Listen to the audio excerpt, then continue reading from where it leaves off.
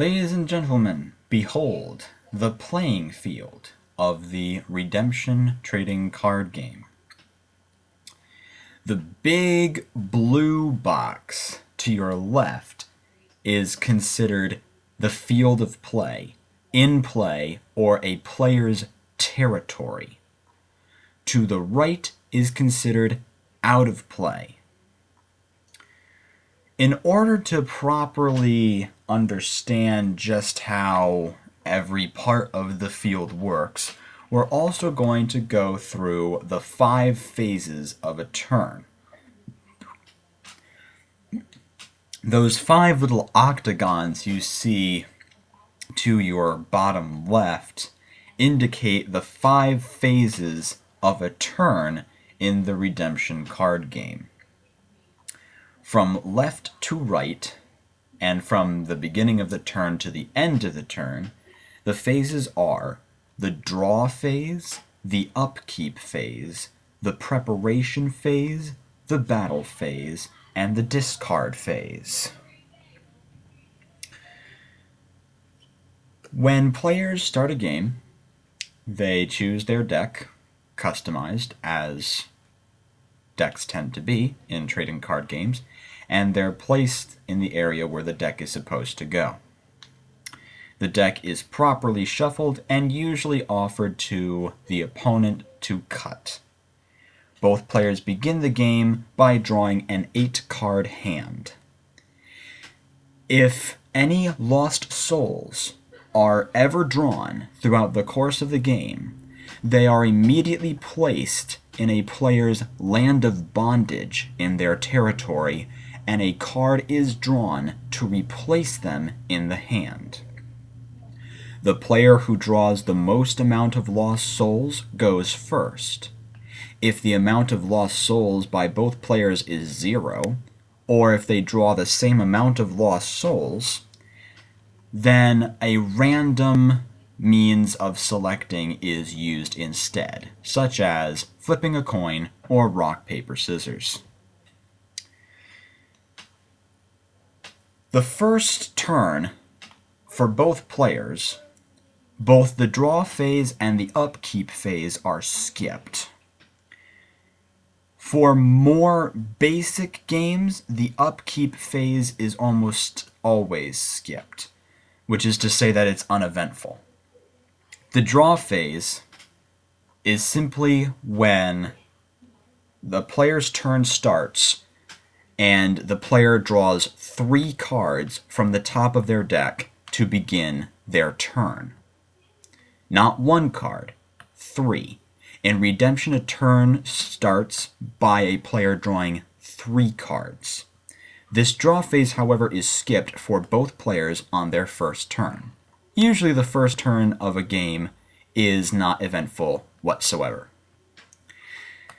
That's not always true, but it is typically true, because stuff really happens when people are drawing cards. In the upkeep phase, counters are taken care of properly. Counters depict certain things.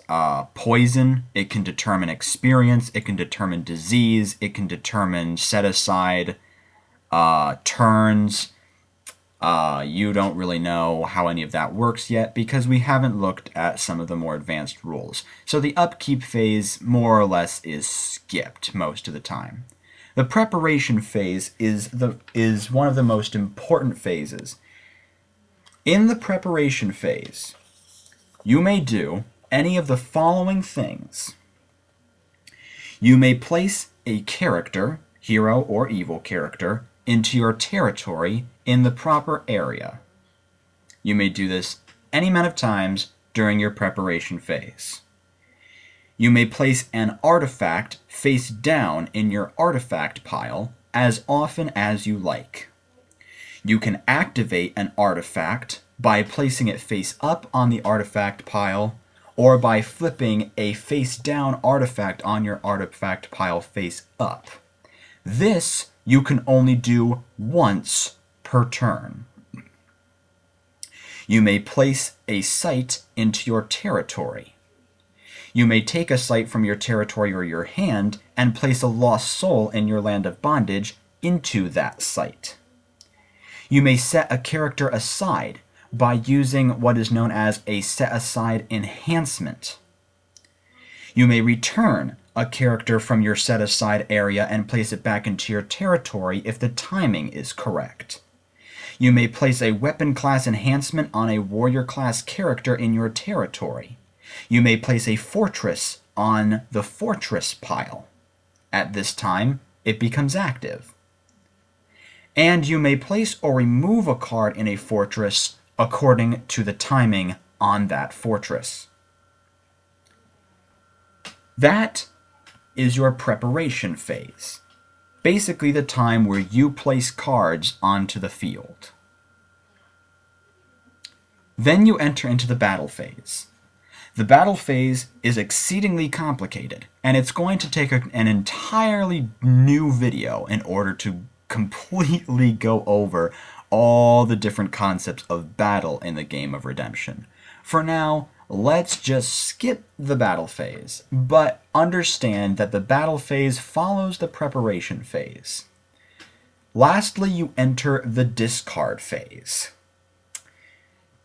You may place cards on the table during the discard phase just as you would during the preparation phase. However, the difference here is that you cannot activate an artifact during your discard phase.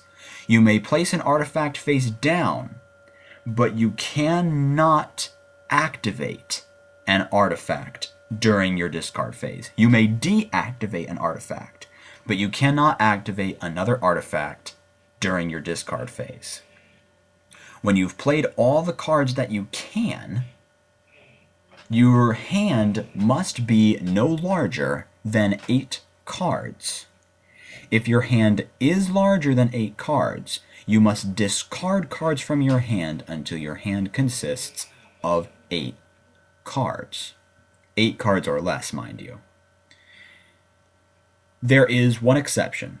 An artifact known as Tables of the Law allows you to end your turn with 10 cards in your hand. In this case, during your discard phase, you would be able to have 10 cards in your hand instead of 8. Other than that, there are no other exceptions. You must end your turn with a hand of 8 cards or less. After your discard phase, play passes to your opponent.